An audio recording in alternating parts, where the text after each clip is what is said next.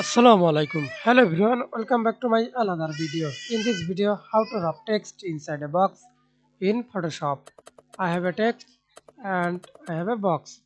Step 1, select the text, right click on your mouse, convert to smart object, again right click on your mouse, rasterize layer. Then step first way, press Ctrl T, click warp or right click and click warp. Then warp text.